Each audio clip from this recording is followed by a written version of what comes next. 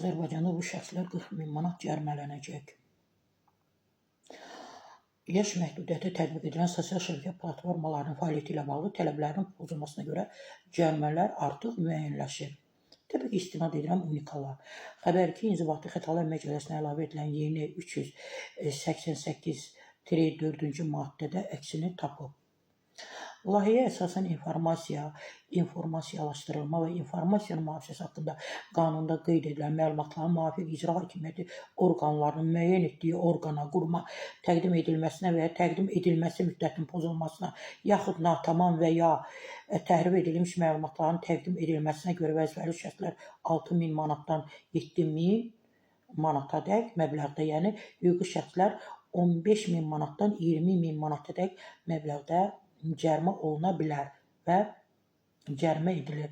Həmçinin layihəyə əsasən müvafiq icra hakimiyyəti orqanlarının müəyyən etdiyi orqanın, qurumun göndərdiyi sorğuların yaş məhdudiyyəti tətbiq edilən sorğuların yaş məhdudiyyəti tətbiq edilən sosial şəbəkə platformasının provayderi tərəfindən 5 iş günü ərzində cavablandırılmasına, yaxud natamam və ya təhrif edilmiş məlumatların təqdim edilməsinə görə vəzifəli şəxslər 7.000 manatdan 8.000 manatadək məbləğdə, hüquqi şəxslər 25.000 manatdan 35.000 manat məbləğinə qədər cərimə ediləcək.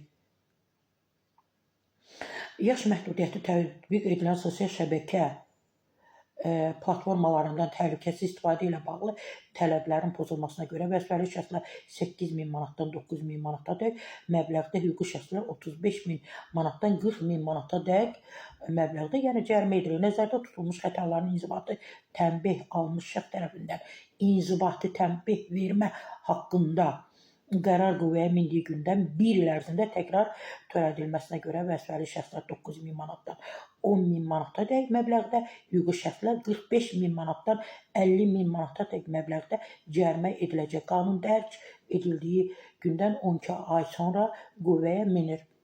Əzizlərim, nə edirsiniz edin, səhvə yol verməyin, heç kimi təhqir etməyin, heç kimin hüquqlarını tapdamayın.